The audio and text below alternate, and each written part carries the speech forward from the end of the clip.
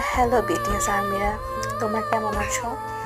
আচ্ছা, তোমাদের মনে কি কখনো এই প্রশ্নটা এসেছে যে এই বিটিএস আর্মি সর্বপ্রথম কে ছিল?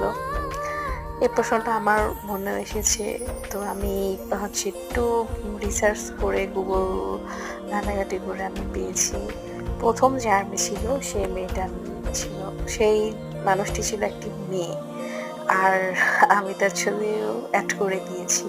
আর একেই প্রথম আমার বিটিএস আর্মি আখ্যায়িত দেওয়া হয়। তো এই সেই মেয়েটি। তো তোমাদের কেমন লাগছে এই প্রথম যে বিটিএস আর্মি তাকে দেখে? মানে প্রথম ফ্যান ছিল সে।